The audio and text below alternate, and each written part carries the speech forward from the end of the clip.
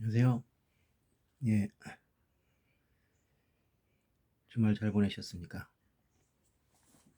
예배는 잘 드셨고, 네, 은혜로운 예배였길 간절히 바랍니다. 네, 여러분들 어제 교회에서 난 예배 때 들은 예배의 설교의 내용을 지금 기억하시나요? 기억 못 하시는 분도 꽤 있을 겁니다. 네, 이게 이유가 두 가지가 있어요. 하나는 이 설교가 은혜롭지 않았다. 또 한 가지는 자신이 집중을 하지 않았다. 그러니까 평범한 설교도 은혜로운 사람, 은혜를 많이 받고 있는 사람, 집중을 많이 하는 사람이 들으면 은혜가 됩니다. 똑같은 설교를 들었는데도 한 사람은 은혜가 안 되고 한 사람은 은혜가 되는 경우가 있죠. 그거는 그 사람의 상태에 따라 들립니다. 예를 들어서 같은 식사를 먹어도 어떤 사람은 맛이 없고 어떤 사람은 맛이 있어요. 왜 그러냐? 예를 들면 한 사람은 3일을 굶었습니다. 그럼 당연히 뭘 먹고도 배가 맛있죠. 한 명은 뭐 조금 전에 밥을 먹고 왔습니다. 그럼 당연히 뭘 먹어도 맛이 없겠죠. 웬만해 가지고는. 뭐냐? 은혜를 받기 위해서는 여러분들이 평소에 은혜 받을 준비를 해야 됩니다. 준비한다는 건 뭐냐?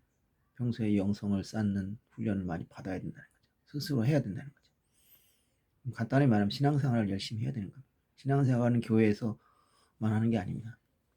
삶이 신앙생활이고 또 삶 속에서 시간을 내어서 주님과의 교제를 하고 그것을 통해서 내가 자꾸 깨달음 얻고 그렇게 성장해야 돼요.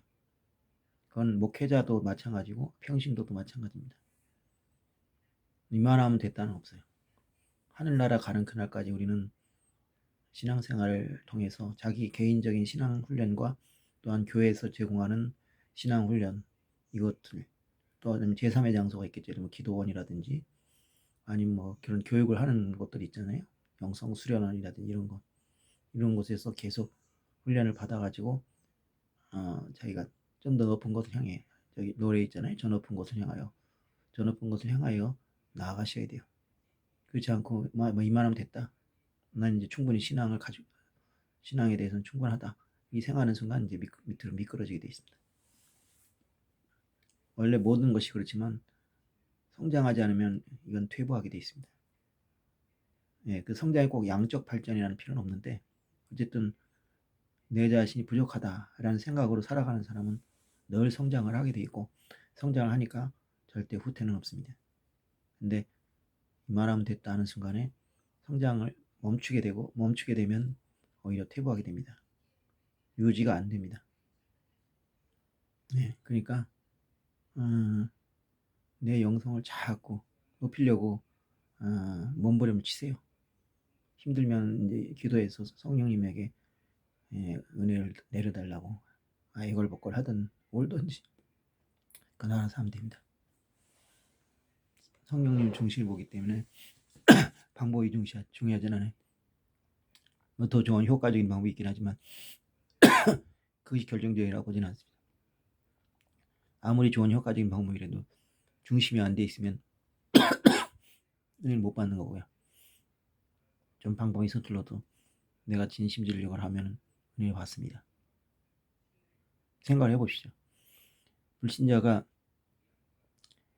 그 어려움에 처했을 때 믿음이 없이 그냥 기도를 해요. 하나님 나 살려주면 내가 꼭 예수 믿겠다. 그게 무슨 얼마나 투박합니까? 근데 그런 기도가 의외로 잘 들어져요. 근데 믿음 생활 오래 했다가 가지고 그냥 기도를 멋있게 해요. 뭐 전지전능을 창조하신 주 하나님 아버지 우리의 몸에서 이렇게 멋있게 하는 것가 꼭 받아들이는 게 아니야. 여러분 생각해 봅시다. 여러분의 자녀가 부탁을 하는데 한 자녀는 멋있게 얘기합니다. 뭐 아버지는 우리 뭐 정말 감사하신 분이고 막 온갖 아부를 다 떨면서 얘기한다고 해서 그게 꼭 기쁘게 받아주고 싶지는 않죠. 성심 평소에 성심을 보이는 사람 아이 자녀를 말을 더 들어주고 싶은 거예요. 하나님이야 말할 것도 없습니다. 사람은 입술에 속을 수 있지만 하나님 입술에 속지 않아요. 나 중심을 보는 분이기 때문에. 그러니까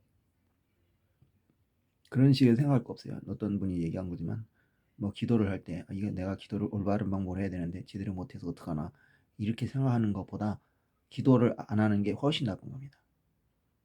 수영을 하려면요 수영장에 뛰어들어야 돼요. 그 전에 물론 교육을 받는 게 좋겠지만 무엇보다도 수영을 해야 됩니다. 자꾸 해서 자기가 익숙해져야 돼요. 영어도 마찬가지. 영어를 이론적으로 배워서 영어가 되는 것이 아니라 영어를 자꾸 쓰고 자꾸 연습을 해서 자기 것을 만들면 됩니다. 조영기 목사님이 6.25 사변 때 고등학교를 다녔는데 학교를 제대로 못 다녔죠. 그래갖고 영어 교과서를 그냥 송두리째 암기를 한 거예요. 그랬더니 몇 년 있다가 영어 통역을 할 정도가 됐잖아요. 그건 지금도 좋은 방법으로 얘기됩니다. 암기하는 거. 우리나라 사람이 영어를 왜 못하느냐? 우리나라 영어 교육 방법이 잘못돼서가 아니에요. 물론 그런 면도 있을지 모르겠어요. 제가 영어 교육 전문가가 아니기 때문에 잘 모르겠습니다. 그런데 영어를 잘하는 사람들 얘기 들어보면 공통점이 있어요. 영어하고 계속 노는 거예요, 같이. 근데 대부분의 학생들은 뭐냐면 영어 시험을 위한 공부를 합니다. 그러니까 답 찾는 시험 공부를 해요. 그런 공부로는 절대 영어 못합니다. 우리가 한국어를 배울 때도 얼마나 많은 연습을 했습니까? 근데 그 아이가 만약에 한국어 요령을 배워가지고 했다면 우리가 이렇게 한국어를 잘하겠습니까? 학부모들이 그래요. 내가 영어 가르칠 때 영어 어떻게 하면 잘하냐? 간단하다. 영어 공부를 하면 된다. 영어 공부라는 건 뭐냐? 문제 다 풀기식 영어 공부가 아니라 진짜 영어 공부를 한다. 영어 문장을 외우고 영어 문장을 많이 읽고 그러면 영어 실력은 절대로 늘어나게 돼 있습니다. 제가 영어 공부를 그런 식으로 조금 하면은 영어가 금방 튀어나와요. 근데 그걸 안 해요, 대부분. 그리고 시험 공부를 합니다. 그 시험 공부 영어는 도움이 아예 안 되는 건 아니지만 그 자체로는 절대 안 됩니다. 그것을 가지고 영어 문장에 도전하고 영어를 듣고 할 때 활용을 하면은 도움이 됩니다. 네. 신앙도 마찬가지예요. 뭐 기도는 이렇게 하는 게 좋다, 저렇게 하는 게 좋다. 백날 떠들어봐야 기도 안 하면 의미 없습니다. 근데 그 이론을 배워서 기도를 하면은 효과가 크죠. 근데 제일 좋은 거 가장 기본적인 건 이론을 알든 모르든 일단 기도해야 합니다. 어떻게 하느냐? 그거는 주변에 사람들 보고 하면 돼요. 새벽 기도하서 남이 어떻게 하나를 들어보고 그리고 또 자기가 하다 보면 또 이렇게 요령이 생겨요. 그건 왜냐하면 성령님이 역사하시니까. 네. 이 말씀도 마찬가지예요. 말씀에 대해서 자기가 사모하고 그 말씀에 대해서 계속 공부를 하고 읽어보고 그렇게 해야지 되지. 그리고 이제 제일 좋은 건 그것을 써보는 겁니다. 내가 무엇을 깨달았다. 그거를 갖다가 써가지고 다시 읽어보는 거야. 그러면은 그 쓰는 과정에서 그거 써야 되니까 머리 써야죠. 그 머리 쓰는 과정에서 내 신앙이 성장합니다. 저는 설교를 많이 했어요. 평신도 직원. 근데 설교 준비할 때 얼마나 많이 은혜 받는지 몰라요. 그리고 설교를 선포함으로써 또 은혜 받습니다. 그리고 학생들이 은혜 받는 거 보고 또 은혜 받습니다. 그리 되면 그게 자기 확신이 돼요. 그래서 그러잖아요. 마음으로 믿어 구원에 마음으로 믿어 의에 이르고 입으로 신하여 구원에 이르리라. 예, 입으로 신해서 왜 구원하느냐? 말 안 하면 하나님 모르냐? 아니 알아요. 근데 말로 함으로써 내가 확신도 갖게 되는 거예요. 그러니까 전도라는 게 그래서 좋은 거예요. 전도라는 건 물론 전도 자체도 유의가 있지만 내 신앙이 커집니다. 왜냐? 내가 평소에 머릿속만 생각했던 것을 말로 하다 보면 이게 내게 되는 거예요, 진짜. 만약에 사랑하는 남자가 있다고 쳐요. 근데 사랑한다는 말 안 해요. 사랑한다는 표현도 안 해요. 뭐 스킨십도 안 하고 말도 안 하고 그냥 아무것도 안 해요. 그 처음에는 괜찮아요, 그래도. 근데 자꾸 표현하면 훨씬 더 사랑이 뜨거워집니다. 그러니까 사랑이 뜨겁기 때문에 말을 하고 스킨십을 하지만 또 그걸 통해서 내 사랑이 더 커지는 거예요. 똑같습니다. 거꾸로 미운 사람한테 밉다 그러면 이게 더 미워지는 거예요. 그러니까 밉다라 이런 말 하지 말라는 거죠. 그래서 부정적인 말 하지 말라. 네. 자, 오늘은 어, 쓸모없는 자에게 하는 사랑이라는 말을 하겠습니다. 얘기를 드리겠습니다. 쓸모없는 자에게 하는 사랑. 이 쓸모없는 자라는 거는 세상에서 별로 남에게 사랑을 받지 못하고 관심을 못 받는 사람들, 힘없는 사람들, 돈 없는 사람들, 능력 없는 사람들, 그 소위 말하는 루저들이죠. 루저들이라는 거죠. 부제로는 하나님의 자녀라고 있습니다. 오늘도 그 다락방에 있는 문장을 큐티 교재를 가져가지만 물론 그 내용 들어가지는 않습니다. 저작권 문제도 있고 또 다락방 저자와 저희의 생각이 틀리니까요. 이 다락방은 각자 성도들이 보낸 글로 이게 하기 때문에 각색이죠.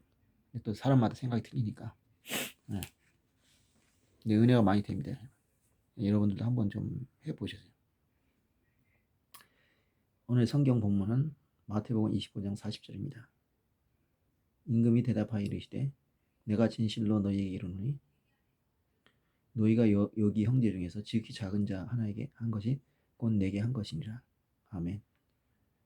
다시는 임금이 대답하여 이르시되 내가 진실로 너희에게 이르노니 너희가 여기 형제 중에서 지극히 작은 사람 한 사람에게 한 것이 하나에게 한 것이 곧 내게 한 것이니라.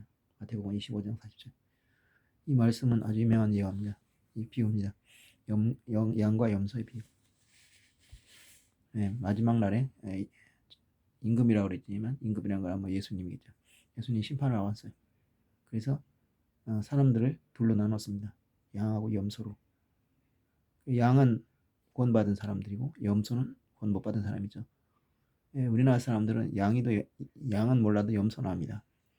근데 이 중동 사람들은 양도 염소도 알아요. 근데 알겠지만은 양하고 염소가 어느 것이 더 사람에게 도움이 될까요? 양입니다. 왜냐?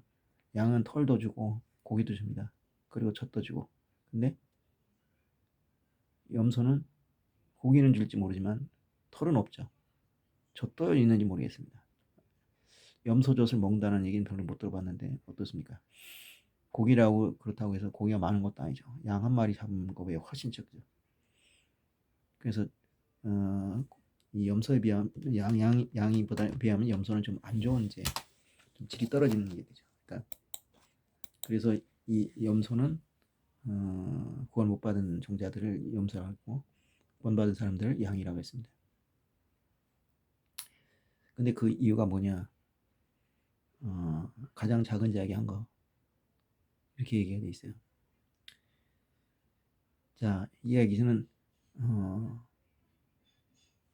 그 양의 무리에 속한 사람들에게는 너희들은 구원을 받는다.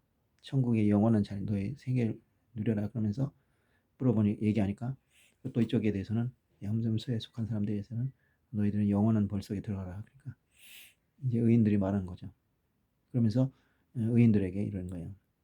너희들은 내가 아플 때 간호해줬고 내가 배고플 때 먹여줬고 내가 감옥에 갇혔을 때 나를 돌봐줬고 또 내가 집이 없을 때 집을 재워주고 이러겠다. 그러니까 그 의인들이 말하는 거죠. 네? 저희가 언제요? 저는 주님한테 그런 거 해본 적이 없습니다. 그러니까 이 사람들이 그렇게 한 것은 어려운 의미죠. 자기가 한 게 없는데 했다 그러니까 이제 약간 놀라는 거죠. 어렵지 않은 사람 같으면 그렇죠. 그럼요. 이런 식으로 딱 그냥 넘겨버렸을 거예요. 근데 너무 어이가 없는 거죠. 자기가 생각해도. 그래서 미안한 거예요. 내가 그런 일을 한 적이 없는 것 같은데. 그러니까 이제 저희 주님 저는 그런 일을 한 적이 없습니다. 너희가 가장 작은 자에 한 것이 바로 그것이다. 또 이제 염소한테도 너희들은 그런 걸 다 외면했다. 그러니까 이번에 이제 항의성이죠. 언제 주님이 우리 앞에 나타나긴 했습니까? 근데 왜 이러니까 하니까 너희 가장 작은 자에게 하지 않은 것이 바로 나에게 안 한 것이다. 그런 거죠. 가장 작은 자라는 것은 힘없고 약한 사람들 말하는 거죠. 자, 우리가 힘없고 약한 사람들은 관심 있습니까? 없어요. 힘있고 강한 사람, 돈 많은 사람, 예쁜 사람, 출세한 사람, 잘한 사람 이런 사람들에게 관심 많죠. 그런 사람들한테는 잘하지 말라 해도 알아서 잘합니다. 왜냐?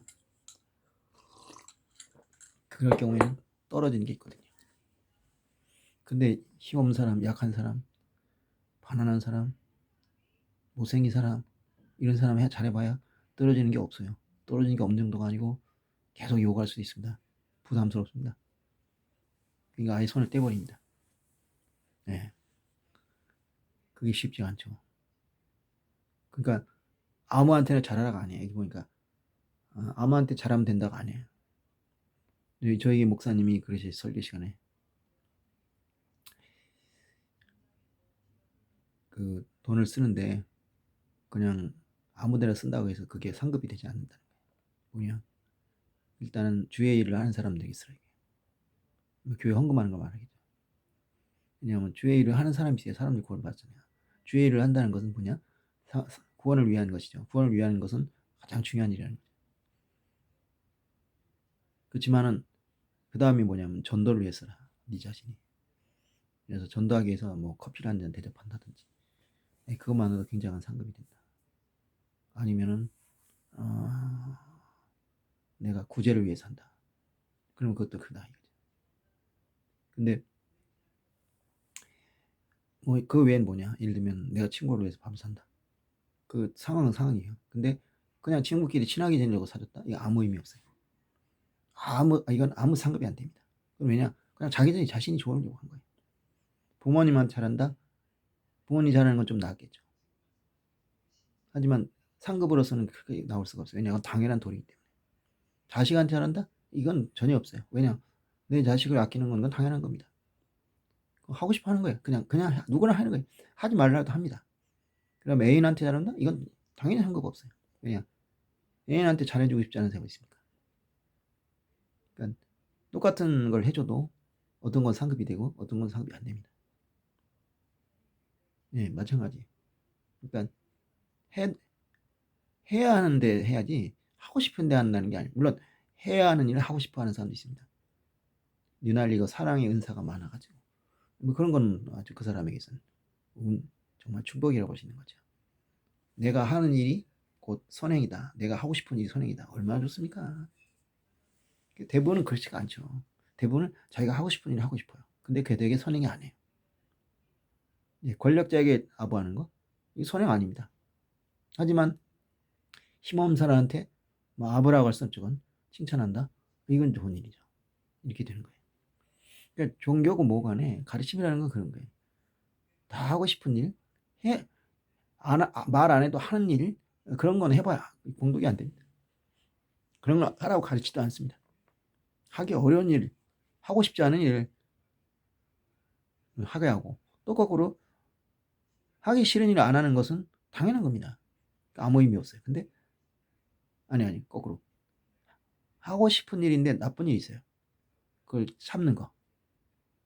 그건 누구나 마찬가지예요. 그건 한급이 돼요. 근데 하기 싫은 일을 안 한다. 그건 아무 의미 없습니다. 하기 싫은 일은 안 하는 겁니다. 무슨 의미가 있겠습니까? 그것도 하기 싫은 거 억지로 하라는 거 지금 강요하는 거 아니에요. 하기 싫은 것 중에서 하지 않아도 되는 건 안 해도 됩니다. 근데 하기 싫어도 해야 되는 건 해야 돼요. 또 하고 싶어도 하지 말아야 할 건 하지 말아야 합니다.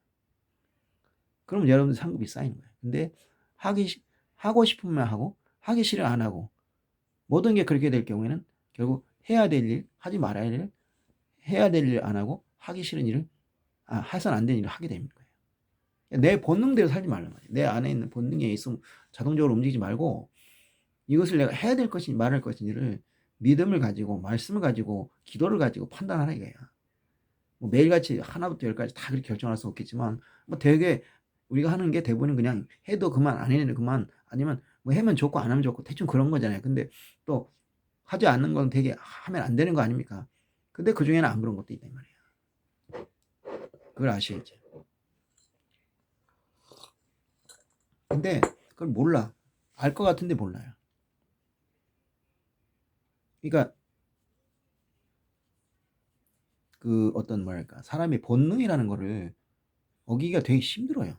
근데 그걸 그걸 어기는 것도 쉽지 않은데 그걸 몰라요.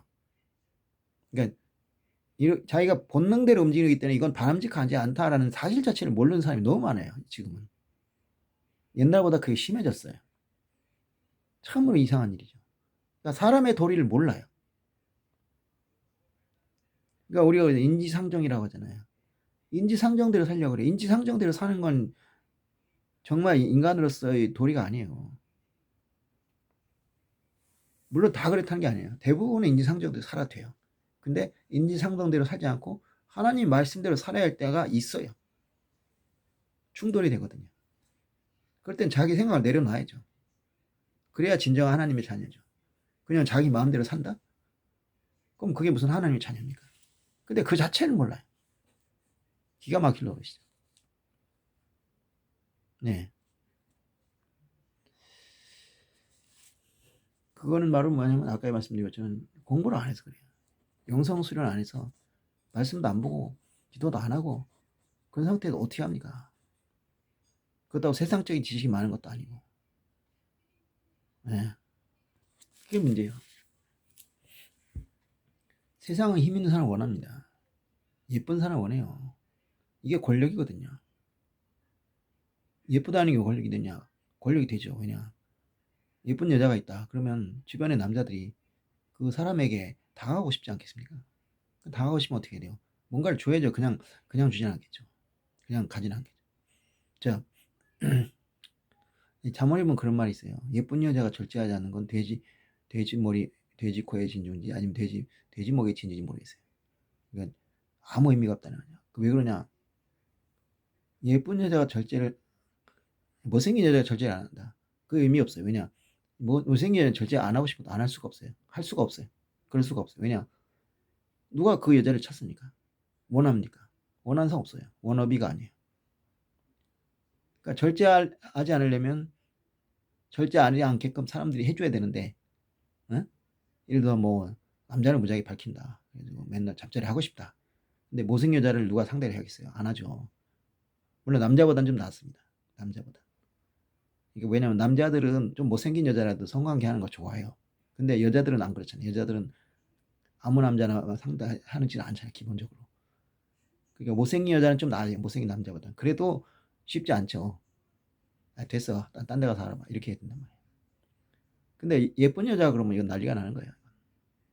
너 나랑 잘래? 진짜? 그 조사 나왔어요. 길에서 실험을 해봤어요. 여자가 남자한테 지나간 남자 붙잡고 나랑 성관계 하자. 또 하나는 남자가 지나간 여자 붙잡고 성관계 하자. 그러니까 남자들은 다 오케이요. 근데 여자들은 전원도예요. 바로 그게 현실이에요. 근데 더구나 예쁜 여자 그런다? 그냥 남자의 눈 돌아가는 거죠. 이게 꿈인가 생신가. 내가 생각하면 참 멍청해요. 어떻게 그렇게 할 수 있죠? 그럼 어떤 여자들, 아니면 꽃뱀일 수도 있고, 또 어떤 함정일지도 모르는데, 어떻게 100% 그것도 예스를 합니까? 나 같으면 도저히 안 돼요. 길에서 내가 지나가는데 어떤 여자가 나보고 성황하게 하자? 그럼 당연히 경계의 눈초리를 봐야죠. 이거 분명히 뭔가 있다. 더구나 예쁜 여자 그러면 그건 절대로 노예요. 안 해요. 절대 안 해. 왜냐? 예쁜 여자 나한테 하자고 할 이유가 없어요.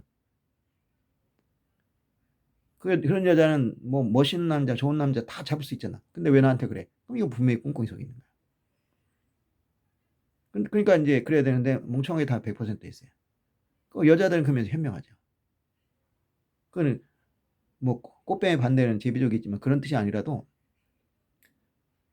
여자들이 옛날에 경제력이 없었잖아요. 그러니까 자기가 뭔가를 내세워야지 되는데 그게 바로 외모예요. 그리고 이제 성적인 능력. 그거를 그렇게 해서 그냥 마구잡이로 그냥 허용을 해보면은 누가 돈을 줍니까?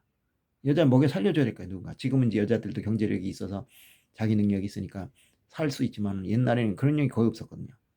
근데 그렇게 쉽게 말이지 허용을 하면 누가 먹여 살려줍니까? 딱 그거 야 그냥 안 돼. 어? 네가 나한테 뭘 줄 수 있니? 그럼 남자가 이제 내가 연봉이 얼마다 그러면 뭐 오케이냐 이렇게 되는 거야.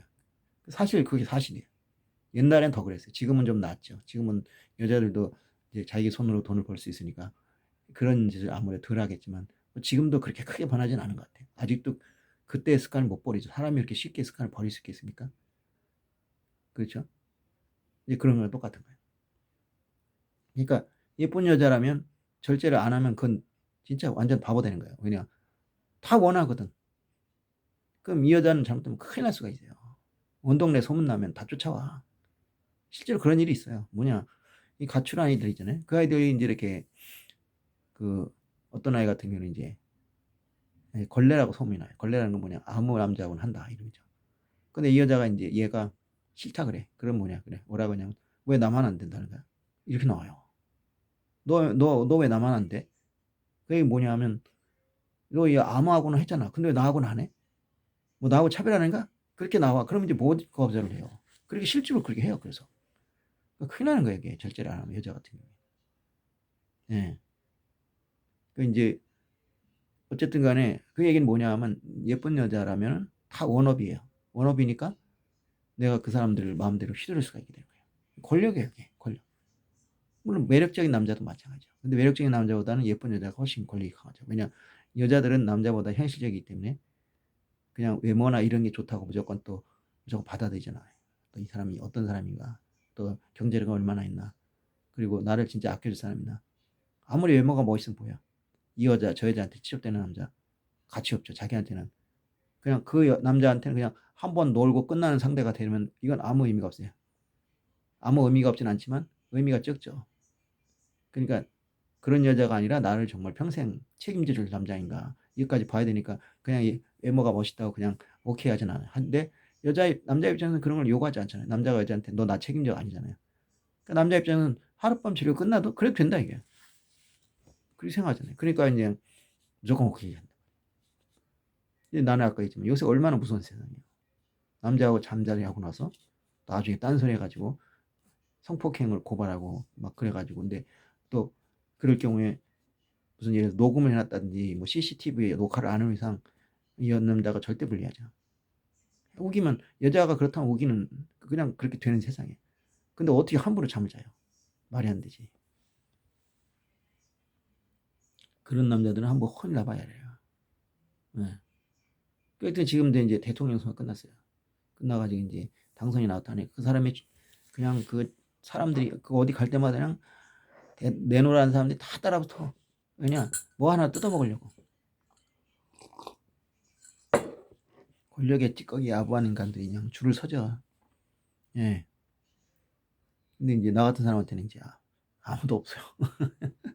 나하고 얘기하겠다는 사람 없고 밥 먹겠다는 사람도 없어. 그래서 이렇게 이제 여러분을 상대로 얘기를 하는 거예요. 그래도 내 얘기 좀 들어달라고. 자, 그래서 이제 반면에 이제 낙선하는 사람이 있어요. 낙선하는 사람. 어제 선거 운동할 때까지 또는 대통령 선거 끝날 때까지 또 개표시랑 진행 때까지 많은 사람들이 그 옆에 있었어요. 근데 지금은 예전보다 훨씬 줄었어요. 왜냐 끝났다 해서 게임. 당신이 필요 없다. 예. 참으로 쓸쓸하죠. 없어요 이제 사람이 없어요. 그렇게 많았던 사람이 어디 갔냐? 다 가버렸죠. 힘이 없으니까. 자, 대통령이 되면은 임명할 수 있는 임명직이 굉장히 많습니다. 뭐 몇 천이라는 얘기도 있고 그래요. 이게 다 굵직한 자리예요. 현천 자리가 없습니다. 현천 자리는 그 사람들이 다시 임명하면 되니까. 그러니까 그걸 하나 잡으려고 그냥 난리를 치는 거죠. 예. 그래가지고 이런 일도 있고 또 뭐 하여튼 많아요. 뭐 장관도 있고 국무총리도 있고 그런 거 하나 되면은 얼마나 유명해져요. 장관 하나만 돼도 일단 얼마나 유명해집니까? 그래서 또 청문회라는 게 있어요. 옛날에 청문회가 없었는데 청문회가 있다는 게 좋은 거예요. 왜냐하면 청문회가 없을 때 그냥 임명하면 끝이에요. 근데 청문회 하니까 텔레비 중계하고 거기서 내 얘기를 막 할 수 있어요. 그러니까 얼마나 좋아요. 장관 한 번 하면은 그냥 그래서 지명도가 높아져서 하다못해 강연을 해도 강연료 단위가 틀려져요. 국무총리가 되면 더 하고 전 국무총리도 가면 그냥 난리가 나죠. 대통령이 말할 것도 없지만 근데 대통령은 한 명밖에 없잖아요. 근데 장관은 몇십 명 되잖아요. 거기 하나 자리를 얻치고 한 달, 두 달이라도 해도 그게 어디요. 그거 아니 1년, 2년, 3년 하면 더 좋고. 자, 우리 솔직하게 얘기하면 그래요. 우리가 이제 하나님을 경배하고 이제 가까이 하는 것도 그분이 능력 있고 우리를 사랑해 주기 때문이죠. 그게 아니면 그래서 우리가 사는데 도움이 많이 되잖아요. 처음에 시작은 다 그래요. 우리 솔직하게 합시다. 뭐 말로는 하나님이 사랑하고 뭐 저거 하지만 다 속셈이 뻔한 거 아니야. 뭔가 하나도 받아보겠다. 그게 솔직한 심정 아닙니까? 그게 이제 어린 신앙이긴 한데 어쨌든 그래요. 뭐또 신앙이 성숙하다 해서 그런 게 전혀 없진 않죠. 그렇잖아요. 만약 뭐 극장적으로 얘기해서 뭐 하나님 장애인이다 그러면 여기 경배하겠어요, 여러분들? 안 하죠? 예. 야, 그래가지고 그러니까 이제 실수를 한다.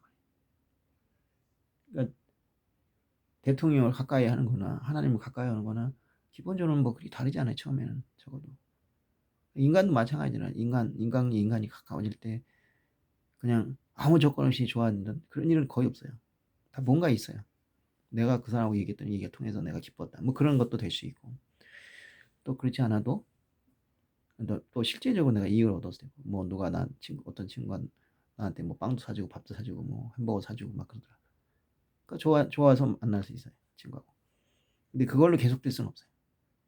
그게 계속되면 그건 이상한 거죠. 근데 이제 그런 걸 잘하는 사람이고, 그러니까 그렇게 해서 일단 계기를 뭘 만들어서 상대방을 이렇게 끌어들이는 사람이 있고, 그러지 않은 사람이 있다. 그렇게 끌어들이는 사람들은 이제 사람 관계가 굉장히 좋으니까 주변에 많은 사람들이 모여들죠. 그것도 하나의 권력이라면 권력이에요. 근데 그렇게 잘해준다고 따라가는 게 과연 좋은 건지 모르겠어요. 왜냐, 우리가 이제 이렇게 생각을 해봐야 돼요. 원래 사기꾼일수록 말을 잘해요. 상대의 마음을 휘어잡아. 그리고 잘하니까 사기꾼이 되는 거예요. 나 같은 사람 사기 못 쳐요. 왜냐, 그건 못 하거든. 근데 그런 사람들이 정말 언제까지 내 편이 되고 나한테 좋은 일 할까요? 여러분들 그런 경험 없어요?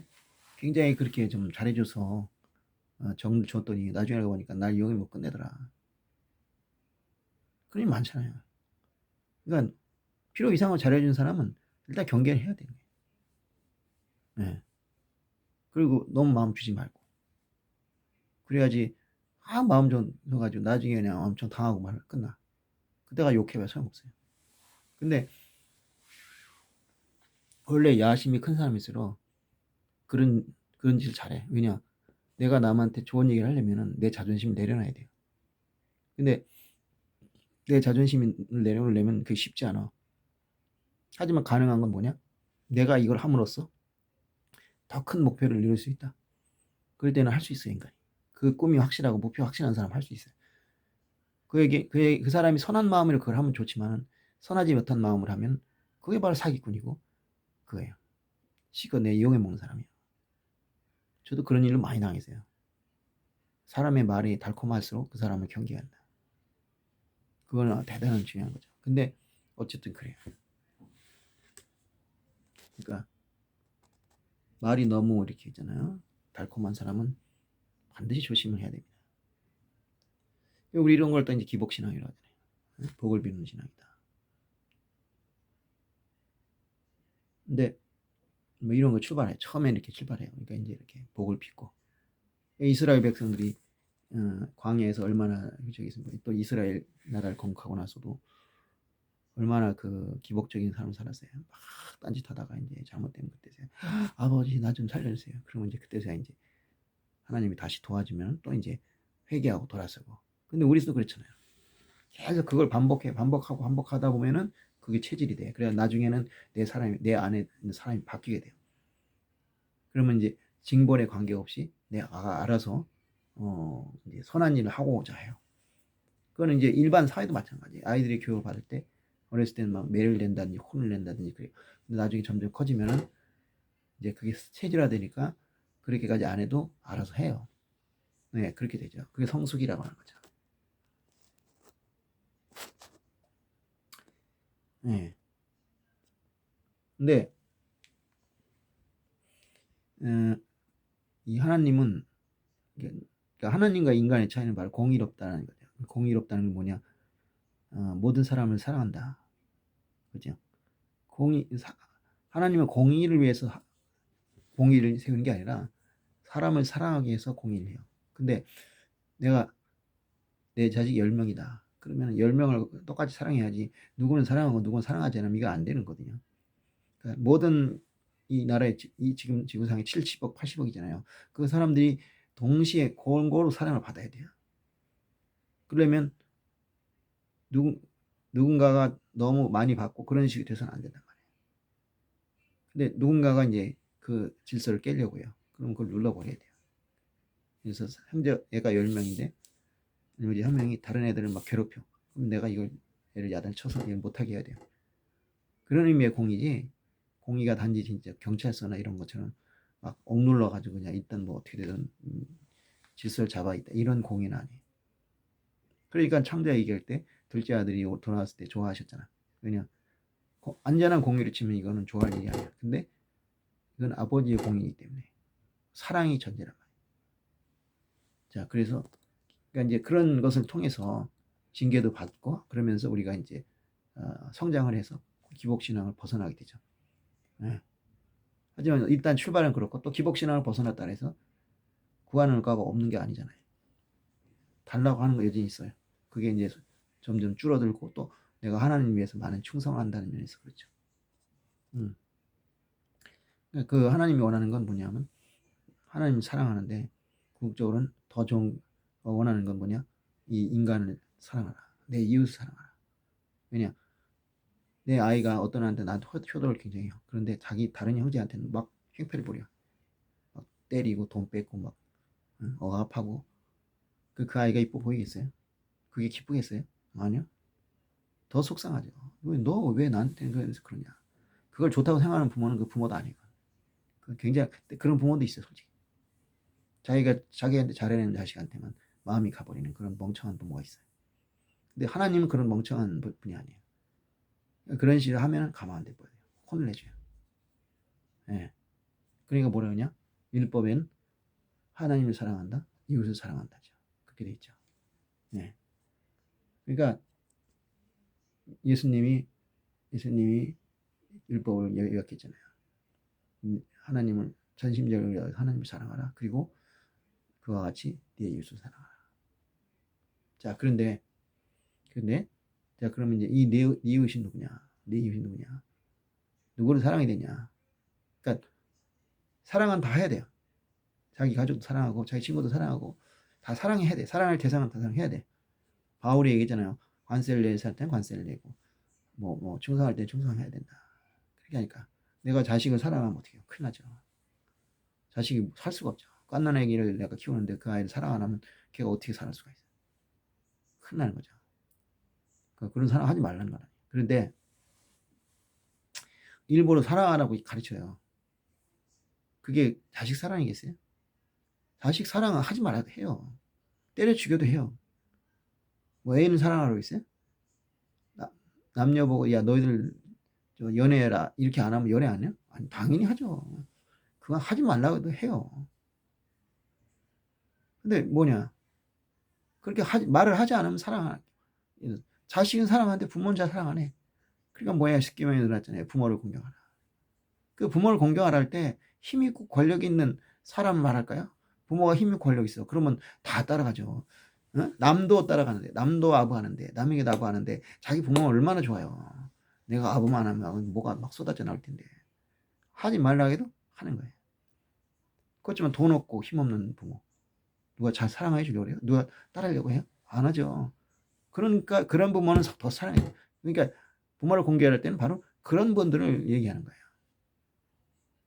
기본적으로 부모는 다 그 외 부모에 대해서 힘 있는 부모에 대해서는 말 안 해도 돼요. 알아야 되니까 만약에 부모가 전부 힘 있어서 알아서 다 공경하면 굳이 부모를 공경하라고 말할 필요가 있을까요? 없어요. 네. 십계명에 그거 없잖아요. 자식을 사랑하는 말 없잖아요. 이제 성경 본문에 보면은 자식을 어떻게 사랑하는 게 좋다는 건 나와요. 하지만 자식을 사랑하라는 말은 없어요. 그렇게 돼 있어요. 그러니까 자식을 알아서 사랑해요. 그런데 부모는 알아서 사랑하지 않아요. 그러니까 부모를 공경하라. 특히 힘없는 부모를 공경하라. 그거죠. 응? 이제 고아와 과부 그리고 나그네를 사랑하라. 구약성경에 진짜 많이 나와요. 지겨울 정도 나와요. 심지어 하나님이 노할 때 징계할 때 왜 징계하느냐? 너희들이 나그네와 고아와 과부를 소홀히 했다. 그게 나와요. 그 정도로 중요한 거예요. 하나님을 심지어 그런 말을 한마디 안 하면 하나님을 공경하지 않아. 이러면 거꾸로 하나님을 열심히 공경해. 뭐 예물도 잘하고 기도도 잘하고 심지어 금식도 안 해. 근데도 하나님이 싫어해. 너희들 내 말을 듣지 않는다. 내가 염소의 기름을 먹으려고 그러느냐? 너 역겹다 그래. 성경문을 닫아버리라 그래. 왜 닫아버리냐? 하나님한테 경배는 열심히 해. 그런데 고아와 과부 나그네를 우습게 여겨. 공의를 우습게 여겨. 내 자식이 효도는 나한테 잘해. 근데 다른 형제들한테 막 못되고 그러. 그러면 부모 입장에서는 이 효도가 기쁠까요? 안 기뻐. 그럴 때 야, 너 효도하러 오지 마. 너 효도 필요 없어. 이렇게 할 수도 있어요. 하나님이 그러시는 거예요. 네, 그렇단 말이에요. 그러니까 코와 가부 얼마나 약자야. 오늘날 같이 사회복지가 되어 있는 제도도 아니고 코와 가부 이 지금도 그런 면이 없지 않지만 옛날에는 성인 남성의 세계에서 성인에 되고 그리고 남성이 더 유리해요. 똑같은 성에도 여성은 불리하단 말이에요. 그러니까 고아에 대해서 아버지, 부모는 절대적인 존재죠. 근데 부모래도 아버지가 낫죠. 어머니보다. 일본에서 조사한 적 있어요. 부모가 이혼하면 어느 쪽을 따라가겠냐. 그때 70%가 아빠를 따라간다 했어요. 이유가 뭐냐? 경제력 때문에. 엄마랑한테 따라가면 경제력이 없다 이게. 또 그런 애 기득한 애들도 있더라고요. 엄마는 자기 혼자 잘 살 것 같은데 아빠는 혼자 못 살 것 같다. 그래서 내가 도와줘야 되는데, 야, 기특한 애더라고요. 그런 애들도 있더라고요. 야, 그런 부모는 참 복받은 사람이죠. 근데 뭐 그게 남자가 혼자 있다고 뭐 그런 이해가 안 가. 무슨 남자가 혼자 있으면 못 산다. 전혀 관계 없어요. 뭐가 어려워 이렇게. 예. 근데 어쨌든 그리 상하나 봐요. 그래가지고 이제 고아는 그렇단 말이에요. 과부 어른이긴 한데 사회적 힘이 없어요 별로. 이게 이제 또 예를 들면 이 사회적 힘이라는 게 네트워크인데 남자들은 사회생활 하니까 네트워크가 많잖아요. 근데 과부야. 근데 과부라면 그때까지 사회생활 안 했을 가능성이 있고 네트워크가 없는 거예요. 네트워크가 없으니까 뭘 어떻게 할 수가 없는 거예요. 나그네 그 사회에 네트워크가 없어요. 이 사람이 남자라 소용이 없어요. 어른이야 남자야. 그러면 고아나 가보다 낫다고 생각하지만 고아나 가보는 그 지역 사람이라면 그래도 친척이 있고 뭐가 있잖아요. 이 사람은 아무것도 없어. 멀쩡한 어른 남자인데도 힘이 없어. 재판을 하는데 이 사람이 재판에 일됐어. 자기 편을 들어준 사람이 없어. 두세 사람 이상 증인이 필요한데 두세 사람이 없어. 그러니까 얘가 잘못했다 그러면 그냥 유죄 판결 받는 거야. 얼마나 힘들어요. 제가 이걸 어떻게 알았냐? 제가 일본에서 유학을 했잖아요. 그때 느낀 거예요. 야, 이 넓은 땅에 나와 직접 관계된 사람이 없구나. 처음에 갔을 때는 진짜 아무도 없잖아요. 나중에 교회를 다니니까 이제 많이 사람 도와줘서 한 10년쯤 됐을 때는 뭐 한국에 있을 때도 더 좋았어요. 내가 뭐 도와달라고 막 사람들이 그렇게 했다고. 거기까지 가는데 얼마나 힘들었겠어요. 나는 열심히 뛰었죠. 그래갖고 교회에서 이제 집사도 받고 장로도 받고. 그러니까 뭐 무서운 게 없는 거야. 여기 돌아오기가 싫었어. 왜냐 여기 오면 또 아무것도 없거든. 10년 동안 외국생활 하니까 다 떨어져 나왔어요. 그래서 뭐 아무것도 없어요. 들어올 때 얼마나 힘들었는지 몰라요. 불안하고 초조하고. 근데 실제로 돌아와서도 그때는 많이 힘들었어요. 어떻게 보면 유학 안 가고 한국에서 공부한 게 훨씬 낫었어. 그래서 뭐 10년 동안 이 네트워크, 그러니까 원래 가지고 있던 네트워크가 있었어요. 유학 가면서 그걸 내가 철저히 관리해야 되는데 관리 제대로 못했어. 그것도 관리한다는 문제야. 왜냐? 생각해보세요. 옆에서 같이 밥 먹고 같이 맨날 만나는 사람하고 원래 1년에 한 번씩 와서 식사하는 거 누가 더 정이 들겠어요? 물어보면 하지. 그게 이제 문제가 되는 거예요. 나그네 같은 세계가 됐죠. 이제 일본에 있을 때는 처음에 일본에서 나그네였어요. 그래 한국이 너무 그리운 거야. 근데 10년 지나니까 거기 인맥이 잘 됐어. 여기가 한국 같고 저희가 하면 낯설은 거야. 그 오는 게 싫은 거야. 내가 저희가 하면 어떻게 될까? 그러나 20년이 지났는데 지금도 마찬가지. 나그네 같은 사람 살아요. 네. 그러니까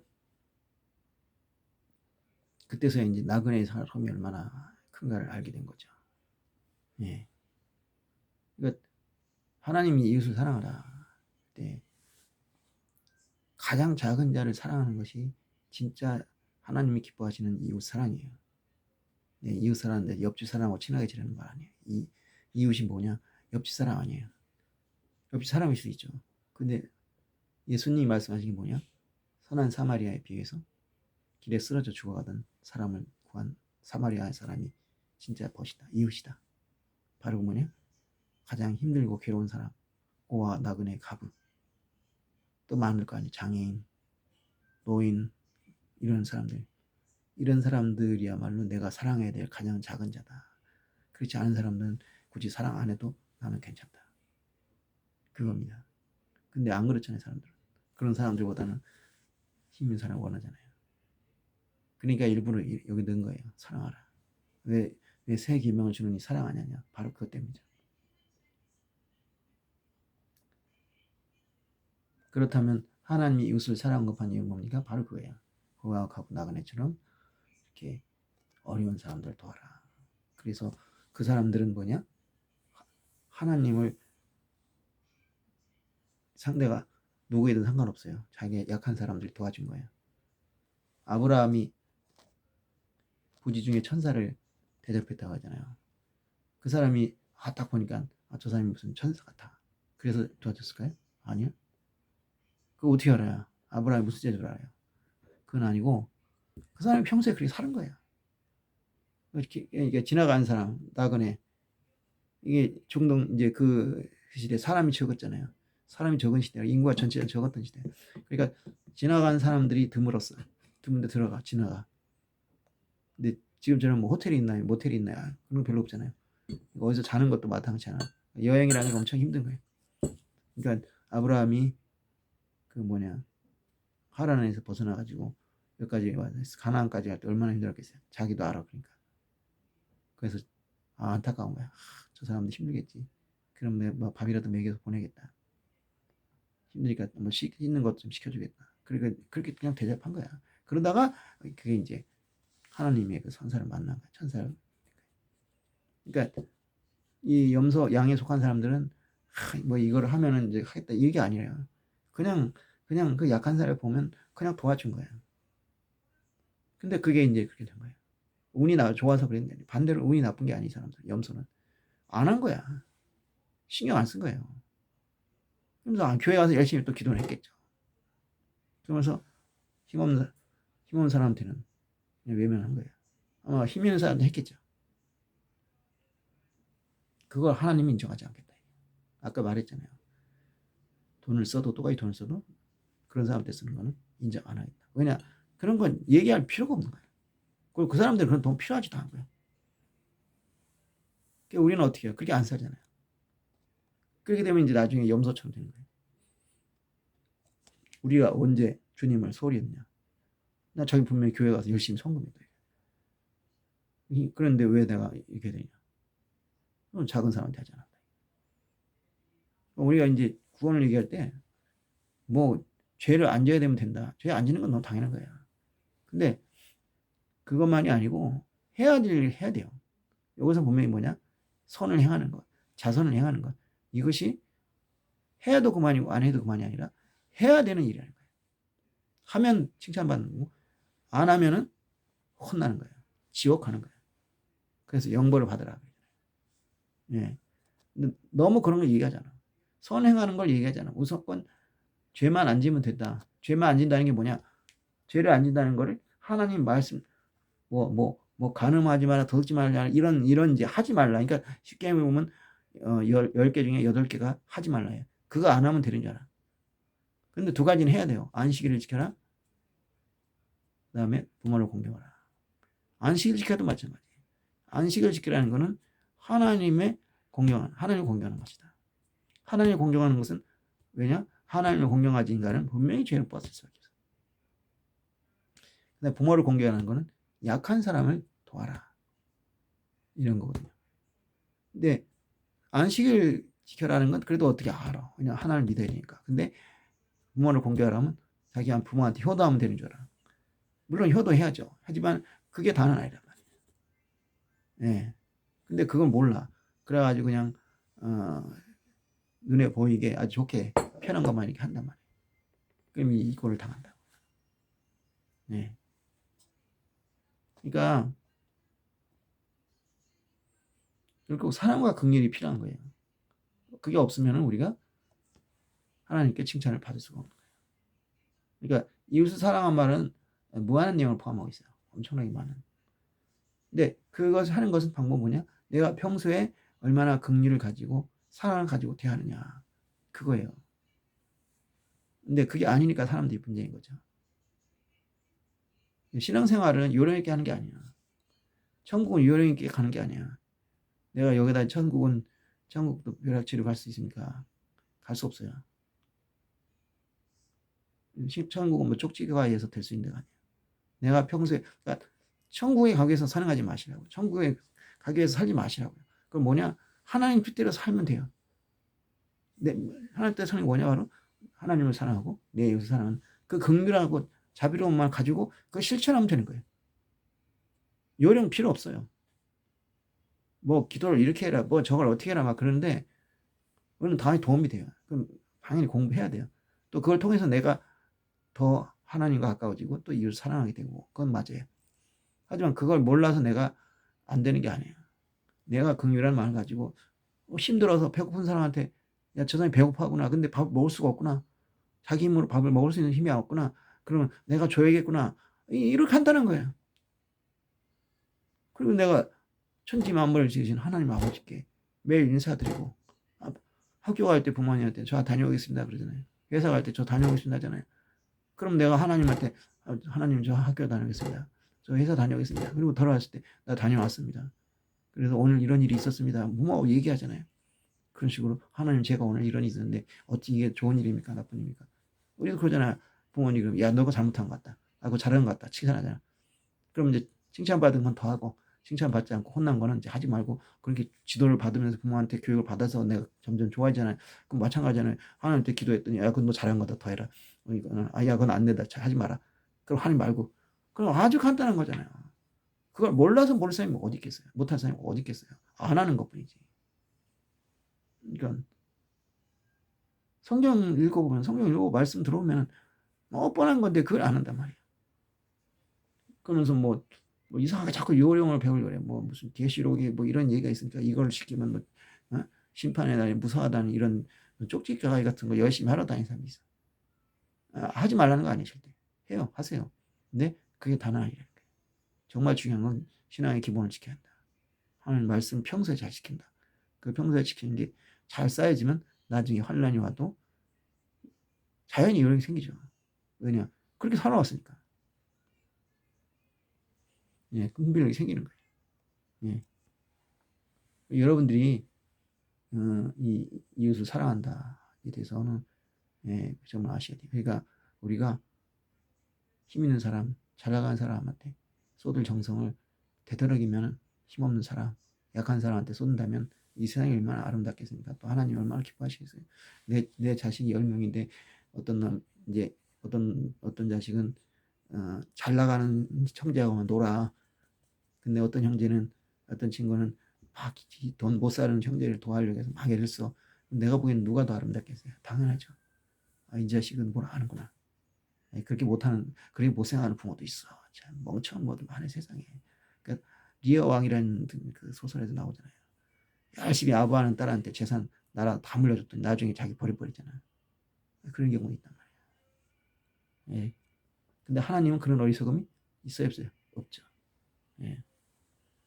자, 그러니까 말씀해 준 거죠. 외모라 천국 요령이 있는 사람이 가는 게 아닙니다. 뭔가 어려운 얘기를 하면서 천국 가는 건 얘기를 하는데 하나님 외모가 아니라 중심을 봅니다. 외모란 눈에 보이는 형식적인 모습이고 마음은 진실을 말하는 것이지요. 여러분이 진심을 가지고 하나님을 경배한다면 외모가 다소 모자랄지라도 결코 구원에서 멀어지지 않습니다. 저와 여러분이 하나님의 원하시는 마음으로 살아감으로써 천국에 들어갈 수 있기를 예수님의 이름으로 축원합니다. 네, 잠깐 기도하겠습니다. 하나님 아버지, 우리가 이웃을 사랑하려고 하면 요령을 몰라서가 아니라 마음이 없어 못합니다. 우리가 마음을 먹으며 긍휼한 마음을 가지면 우리는 하나님 나라에 얼마든지 하나님 선행을 할 수 있습니다. 이웃을 사랑할 수 있습니다. 우리가 주님 은혜 가운데서 그렇게 살 수 있게 저희 마음속에 긍휼과 자비를 부어주시옵소서. 감사합니다. 예수 그리스도의 이름 기도드렸습니다. 아멘. 예, 감사합니다. 오늘도 하루 승리하세요.